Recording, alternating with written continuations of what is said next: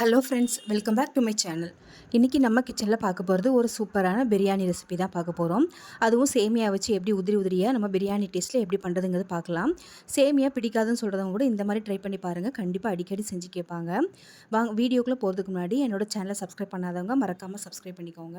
வாங்க இப்போ இந்த சேமியா பிரியாணி எப்படி செய்கிறதுன்னு பார்க்கலாம். ஃபஸ்ட்டு ஒரு பேன் வந்து சூடு பண்ணிக்கோங்க. இதில் தேவையான அளவுக்கு எண்ணெய் ஊற்றிக்கலாம். நான் ஒரு 3லேருந்து 4 டேபிள் ஸ்பூன் அளவுக்கு ஊற்றிருக்கேன். இப்போ இந்த எண்ணெய் கூடவே 1 டீஸ்பூன் அளவுக்கு நெய் சேர்த்துக்கோங்க. நம்ம பிரியாணிக்கு எப்படி நெய் எண்ணெய் ரெண்டுமே சேர்ப்போமோ அதே மாதிரி இந்த பிரியாணிக்கும் சேர்த்துக்கோங்க. இப்போ இந்த நெய் எண்ணெய் ரெண்டுமே சூடானதுக்கப்புறமா ஒரு துண்டு அளவுக்கு பிரியாணி இலை சேர்த்துக்கலாம். கூடவே 2 ஏலக்காய், 2 பட்டை, 2 3 கிராம்பு, அப்புறம் வந்து அன்னாசிப்பூ சேர்த்துக்கலாம். சேர்த்துட்டு இப்போ இது எல்லாமே நல்லா பொரிஞ்சு வந்ததுக்கப்புறமா நம்ம கட் பண்ணி எடுத்து வச்சுருக்க வெங்காயத்தில் சேர்த்துக்கலாம். நான் 2 பெரிய சைஸில் வெங்காயம் நீல வாக்கில் கட் பண்ணி எடுத்து வச்சுருக்கேன். இந்த மாதிரி பிரியாணிக்கெலாம் நம்ம மெல்லிஸாக கட் பண்ணுவோம்ல, அந்த மாதிரி தான் இதுக்குமே வந்து நம்ம கட் பண்ணணும். இப்போ இது கூடவே கொஞ்சமாக கருவேப்பிலை சேர்த்துக்கலாம். கருவேப்பிலை சேர்த்துட்டு ஒரு வாட்டி நல்லா கலந்து விட்டுக்கோங்க. இப்போ இந்த வெங்காயம் வதங்கி வரும்போதே இது கூடவே நம்ம வந்து தேவையான அளவுக்கு காய்கறி சேர்த்துக்கலாம். ஃபஸ்ட்டே வந்து நம்ம காய்கறிகளை வதக்கும் போது நமக்கு வந்து கேரட், பீன்ஸ் எல்லாமே நமக்கு சீக்கிரமாக வெந்து வந்துடும். அதுக்காக தான் நம்ம சீக்கிரமாக போட்டிருக்கோம். இதில் வந்து நான் வந்து கேரட்டு, அப்புறம் பீன்ஸு, கொஞ்சமாக பச்சை பட்டாணி சேர்த்துருக்கேன். சேர்த்துட்டு ஒரு வாட்டி கலந்து விட்டு ஒரு 2-3 நிமிஷம் அப்படியே மூடி விட்டுருங்க. நல்லாவே உங்களுக்கு வெந்து வந்துடும். இப்போ பாருங்கள், ஒரு 2-3 நிமிஷத்தில் நல்லாவே நமக்கு பீன்ஸு, கேரட்டு, பச்சை பட்டாணி எல்லாமே நல்லா வெந்து வந்திருக்கும்.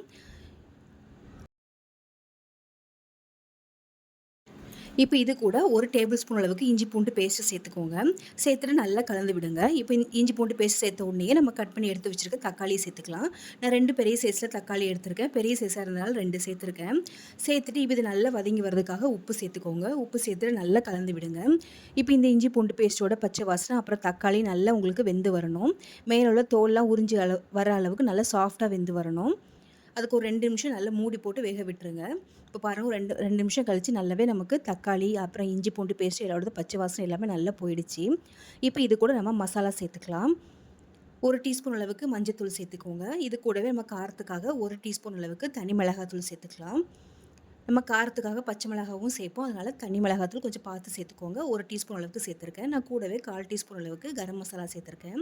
நான் கரம் மசாலாவுக்கு பதிலாக நீங்கள் வந்து பிரியாணி மசாலா இல்லை சிக்கன் மசாலா கூட சேர்த்துக்கலாம். இப்போ இது கூட 2 பச்சை மிளகாய் கட் பண்ணி சேர்த்துக்கோங்க.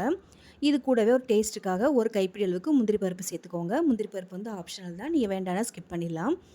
இப்போ முந்திரி பருப்பு எல்லாமே சேர்த்துக்கப்புறமா நல்லா இந்த மாதிரி கலந்து விடுங்க.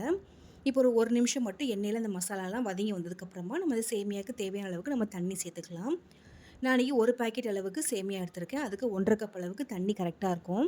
1க்கு 1.5 ரேஷியோவில் எடுத்துக்கோங்க. அப்போ தான் உங்களுக்கு நல்ல உதிரி உதிரியாக குழஞ்சி போகாமலேயும் வெந்து வரும். நான் 1.5 கப் அளவுக்கு சேர்த்துட்டு நல்லா கலந்து விட்டுருங்க. இப்போ இந்த தண்ணி நல்லா கொதித்து வரட்டும். இப்போ வந்து நீங்கள் இந்த சமயத்தில் உப்பு தேவைப்படுச்சுன்னா சேர்த்துக்கோங்க. நம்ம வெங்காயம் வதக்கும் போது கொஞ்சம் உப்பு சேர்த்துருக்கோம். அதனால் இப்போ எவ்வளோ தேவையோ அந்த அளவுக்கு சேர்த்துட்டு நல்லா கலந்து விட்டுட்டு இப்போ நல்லா இதை கொதிக்க விடுங்க. நல்லா தண்ணி கொதிச்சு வந்ததுக்கப்புறமா தான் நம்ம எடுத்து வச்சுருக்க சேமியாவை இதில் சேர்க்கணும். இப்போ பாருங்கள், நல்லாவே கொதிச்சு வருது. இந்த சமயத்தில் நம்ம சேமியாவை சேர்த்துக்கலாம். நான் ஏற்கனவே வந்து வறுத்த சேமியா தான் சேர்த்துருக்கேன். நீங்கள் வறுக்காமல் சேமியா எடுக்கிறதா இருந்தால் நெய்யில் வந்து லைட்டாக வறுத்துட்டு சேர்த்துக்கோங்க. அப்போ தான் உங்களுக்கு நல்லா ஒட்டாமல் உதிரி உதிரியாக இருக்கும். இப்போ எல்லாத்தையும் நல்லா சேர்த்துட்டு இந்த மாதிரி நல்லா கலந்து விடுங்க. தண்ணி உங்களுக்கு கரெக்டாகவே இருக்கும். பார்க்குறதுக்கு உங்களுக்கு கம்மியாக இருந்த மாதிரி இருக்கும். ஆனால் வெந்து வரும்போது உங்களுக்கு கரெக்டாக இருக்கும். இப்போ இதை ஒரு மூடி போட்டு ஒரு 2லேருந்து 3 நிமிஷம் அப்படியே மூடி விட்டுருங்க. உங்களுக்கு நல்லாவே வெந்து வந்துடும். இப்போ பாருங்கள், ஒரு 3 நிமிஷம் நான் அப்படியே சிம்மில் வச்சு மூடி வச்சுருந்தேன். இப்போ உங்களுக்கு நல்லாவே வெந்து வந்துடுச்சு. இப்போ வெந்ததுக்கப்புறம் பார்த்தீங்கன்னா நம்ம சேர்த்த தண்ணி எல்லாமே ரொம்ப கரெக்டாக இருந்துச்சு. இப்போ இது லாஸ்ட்டாக இறக்கும்போது கொஞ்சமாக மல்லி இலை சேர்த்துக்கோங்க. இப்போ கடைசியாக வந்து நீங்கள் மல்லி இலை சேர்த்துட்டு நல்லா ஒரு வாட்டி கலந்து விட்டுருங்க. ரொம்ப வேகமாக மிக்ஸ் பண்ணாதீங்க. இந்த மாதிரி பொறுமையாகவே கலந்து விடுங்க. அப்போ தான் உங்களுக்கு உடஞ்சி போகாமல் நல்லாவே உதிரி உதிரியாக இருக்கும்.